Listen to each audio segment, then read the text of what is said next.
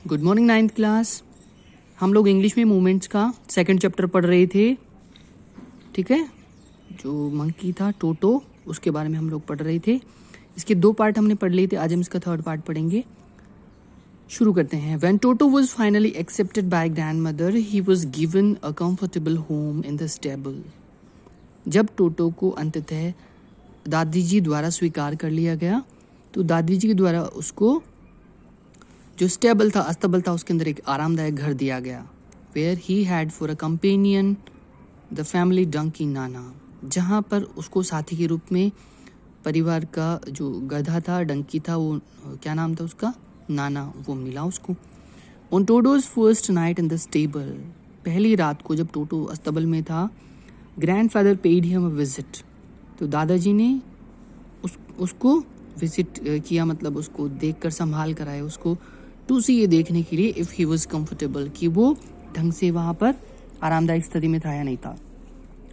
To his surprise he found Nana, तो उन्होंने देखा कि नाना जो थी, जो डंकी थी, विदाउट अपेरेंट कॉज, बिना किसी दृश्य कारण के, जो मतलब दिखते हुए कारण के, पुलिंग एट हर हॉल्टर, वो अपनी लगाम को खींच रही थी। जो उनके लगाम होती है गधे के और घोड़े के, जो नाकों से होती है, गर्दन में जाती है, उस लगाम को, उस लेदर की लगाम को खींच रही थी। And trying to keep her head as far as possible from a bundle of hay, और एक घास के ढेर से अपने सिर को जितना हो सकता था उतनी दूर खींचने की कोशिश कर रही थी।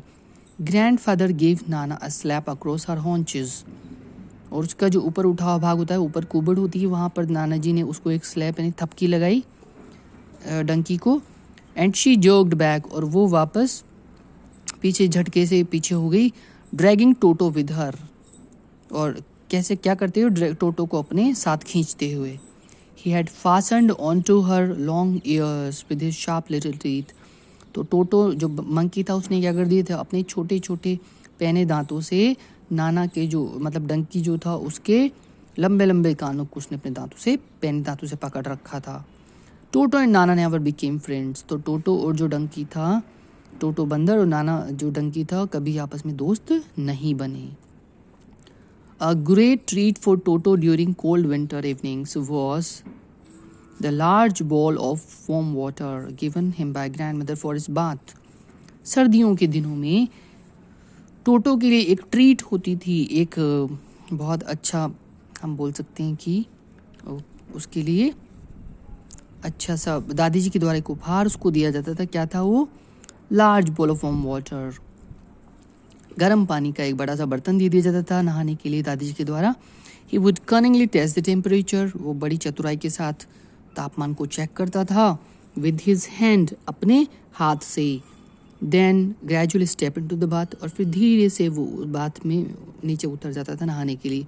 First one foot then the other, पहले एक पाँव रखता था फिर दूसरा, as he had seen me doing, जैसा कि उसने मुझे करते हुए देख लिया था। लेखक भी ऐसे ही एक बार में एक पैर फिर दूसरा पैर नहाने के लिए रखते थे, वैसे ही मंकी भी उनकी नकल करने लग गया। Until he was into the water up to his neck, जब तक कि वो गर्दन तक पानी में नहाने के लिए नहीं उतर जाता था, वो ऐसे ही करता था। आगे चलते हैं हम लोग।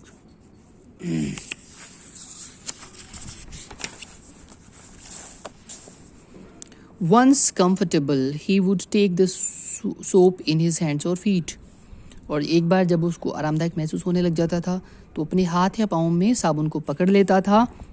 एंड रब हिमसेल्फ ऑल ओवर, और पूरे शरीर पर साबुन को रगड़ता था। When the water became cold, और जब पानी ठंडा हो गया, he would get out and run as quickly as he could, और बहुत जितना तेज दौड़ सकता था उतनी तेजी से उसमें से निकल कर भागता था। To the kitchen fire in order to dry himself, कहाँ पर जाता था वो? रसोई में जो आग जलती रहती थी वहाँ पर खुद को सुखाने के लिए जाता था। If anyone laughed at him during this performance, और इस काम करने के दौरान अगर कोई उसके ऊपर हंस देता था, टोटोज फीलिंग वुड बी हार्ट, तो उसकी भावनाएं आहत हो जाती थी, उसको बड़ा बुरा लगता था। And he would refuse to go on with his bath, और फिर वो नहाने से मना कर देता था। One day Toto nearly succeeded in boiling himself alive, एक दिन तो ऐसा हुआ कि टोटो ने लगभग खुद को जिंदा उबालने में सफल ही हो गया था। अलाइव यानी जिंदा, बॉइलिंग यानी उबालने में। तो सक्सेडेड नहीं, लगभग, नियरली सक्सेडेड नहीं, सफल तो नहीं हुआ लेकिन लगभग सफल हो ही गया था। तो उसने ऐसा क्या किया था, खुद को उबालने लग गया था। ये हम पढ़ेंगे अगले टॉपिक में, अगले क्लास में।